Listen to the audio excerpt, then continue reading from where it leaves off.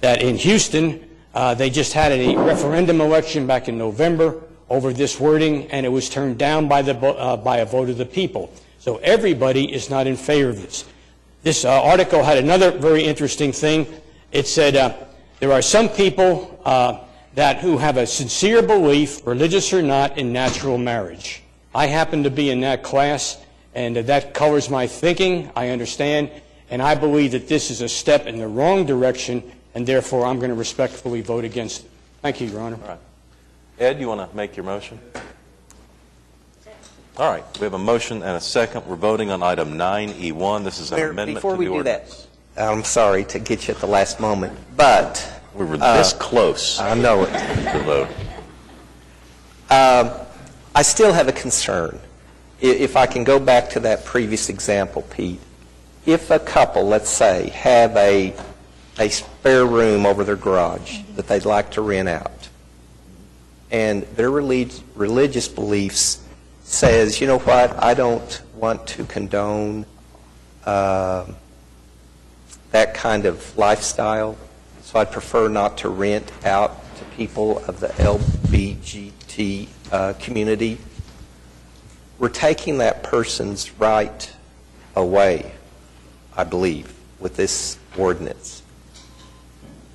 And that part disturbs me, to take that person's ability to rent out a spare room in that kind of a situation. Again, going back to my example, a couple who have been brought up in a environment to where they felt like that was not a proper lifestyle. Just like I don't believe, and I wouldn't want to condone my children, for example, to live together outside of marriage. Now, I may be considered old-fashioned in that regard, but I don't think it's right, you know. And so to force that couple to say, you can't get that extra income, you know, by renting that apartment over your garage out, unless you're willing to take anybody, without some additional study, as Mark suggests. One last comment. I think it boils down to the way people look at the Constitution. I knew the Constitution would be an argument today. The way some people look at the Constitution as the right, as a set of words designed to protect the discriminator. Other people look at the Constitution as a document designed to protect those to prevent discrimination. And that's exactly what we're talking about here. We're more worried about what somebody's religious beliefs are who won't be affected one way or the other by having a gay couple live in their garage apartment. It won't, if it challenges their religious beliefs, they need to work on their marriage, in my opinion. It's not something that challenges your belief. It's just preventing you from discriminating against somebody else. This couple that is so worried about a gay couple, they're still comfortable in their house.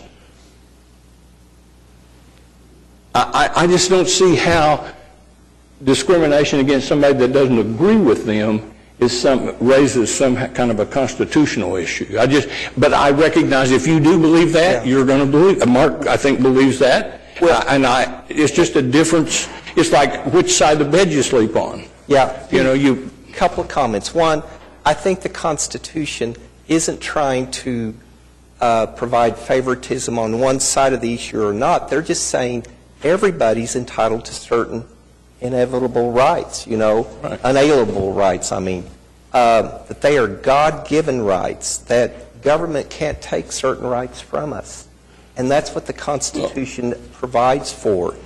Now, the other part is if we were to make exceptions like single-unit rental properties wouldn't be subject to these rules, for example, or something like that. You see that with a lot of the rules from the federal government that employers of less than a certain number, for example, are not subject to these same rules.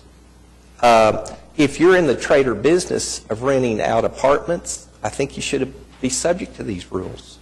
You know, and so I'm just asking, without Mark providing an exception, I would offer to come back and look at this question with the opportunity for debates on both sides a month from today. All right, are we ready to vote? All right. Everybody ready? Cast your votes. The amendment passes 5-4.